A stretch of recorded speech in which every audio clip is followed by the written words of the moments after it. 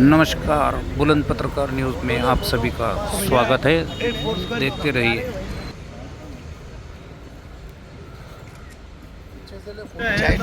नमस्कार, बुलंद पत्रकार न्यूज़ में आप सभी का स्वागत है।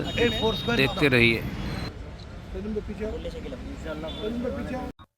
किती उमेदवार आपण रिंगणात उतरलेले? जालना शहर महानगरपालिकेमध्ये एमआयएम पक्षातर्फे 18 उमेदवार आम्ही निवडणूक रिंगणामध्ये उभा केलेले आहेत, ज्यामध्ये प्रभाग क्रमांक 2, 4, 6, 7, 8, 10, 11, 12, 13 आणि 15 अशा विविध प्रभागामध्ये आम्ही आमचे उमेदवार उभा केलेले आहेत।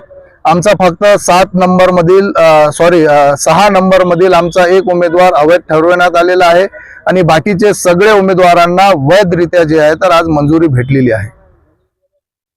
पुढची रणनीती काय असणार आपली निवडणूक? आम्ही फक्त जनतेचे प्रश्न घेऊन सामाजिक सलोख्यासाठी समाजाच्या विकासाबाबत सर्वात मोठा हा आमचा अजेंडा आहे का समाजाचा विकास कसा होणार आहे। कारण की मागील 20 वर्षापासून हे दोन व्यक्ती तारा आणि सितारा ज्यांनी नगरपालिका लुटून खाल्ली, जनतेला फक्त फसवणूक केली। आज जालनाचा जे बेहाल झालेला आहे तर हा हाल फक्त तारा आणि सितारा यांच्यामुळेच झालेला आहे आणि तारा सिताराला तडीपार करण्यासाठी एमआयएम पक्ष रिंगणामध्ये उभा आहे आणि आम्हाला पूर्ण भक्कम विश्वास आहे की जनता जनार्दन आमच्या पाठीशी उभा राहील आणि एमआयएम पक्षाला भरभरून मतं देऊन जे आहे तर ते काउन्सिल मध्ये पाठवणार।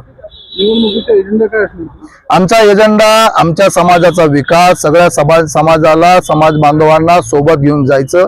रोड, नाली, पाणी, विजेचा हा तर मुद्दा आहेच, याच्या व्यतिरिक्त समाजाचा कसा विकास होईल, समाजातील महिलांना कसा रोजगार मिळणार, समाजातील लोकांना महानगरपालिकेतर्फे आम्ही काय स्कीम काय योजना आम्ही त्यांच्यापर्यंत पोहोचवणार, याच्यावर आमचं जास्त फोकस असणार आहे, याच्यावर आमचं जास्ती मेहनत असणार आहे आणि आम्ही समाजाच्या विकासासाठी, समाजातील लोकांच्या आर्थिक विकासासाठी ही निवडणूक लढवत आहोत।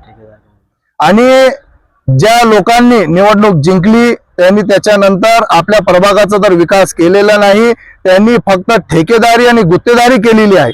या गुत्तेदारीच्या माध्यमातून त्या नगरसेवकांनी भक्कम करोडो रुपये जे तर जमा केलेले आहे त्याची चौकशी पण आम्ही येणाऱ्या काळात ही लावणार आहोत का बाबा तुम्ही जनतेचा पैसा हा लुटून खाल्लेला आहे, तुम्ही तुमच्या प्रभागात विकास न करता तुम्ही फक्त कागदावर काम तिथं दाखवले आणि बोगस बिल उचलण्याचे काम या माजी नगरसेवकांनी केलेलं आहे। त्यांचा भांडाफोड लवकरच या आमच्या पक्षाच्या नगरसेवकांच्या माध्यमातून होईल।